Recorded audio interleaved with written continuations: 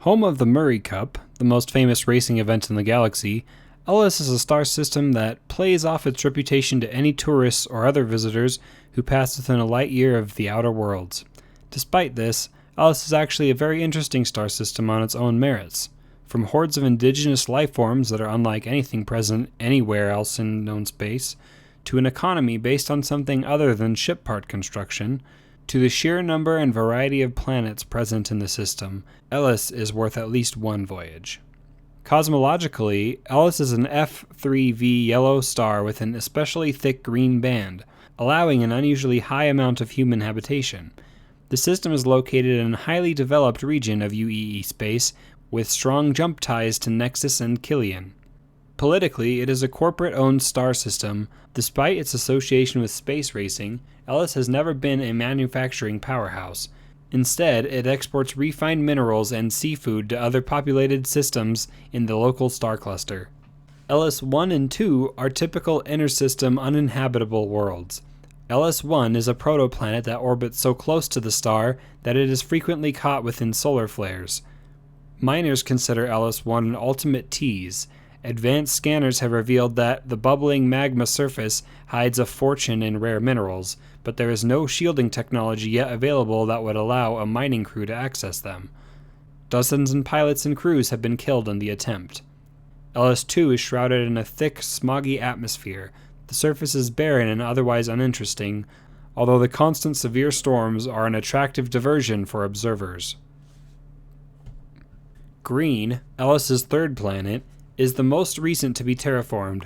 Located on the edge of the system's inhabitable green zone, the world was purpose-constructed as a resort world to cater to visitors interested in the Murray Cup. A terraformed ocean world, the planet is dotted with luxury towers and mega resorts. To preserve the world's elaborate underwater reefs, only a single landing zone is allowed in the coastal city of Ido. Due to the fact that Green was terraformed, it has no native sea life. Attempts to transport species from Campos and Earth have met with abject failure. Ellis 4 was the first world settled in the system, and it remains the most populated planet. It is also the only planet in the Ellis system with an economy that revolves around anything but racing. Campos is a high-gravity ocean world stocked with all manner of sea life. The planet itself is named after a particularly large sea creature, though not one of the many whose harvested meat is available for export. Campos's high gravity also gave rise to the evolution of flat cats, which formed the basis of a brief fad in the UEE core worlds. The world is frequently called Seahorse by the locals, so named for the appearance of some of the high-gravity sea monsters harvested by native fishermen. The third of Ellis's populated planets, Noble, aka Ellis 5, is a mid-sized forest world. The planet is largely unremarkable, with corporate dictates requiring that most of the surface be preserved as is. A single spaceport near the South Polar region allows visitors to explore a beautiful landscape reminiscent of an undeveloped Earth. 2 moons make for an especially beautiful landscape at night, although there's constant fear that urban development will spread on the world to support the ever-increasing number of race fans traveling to the system.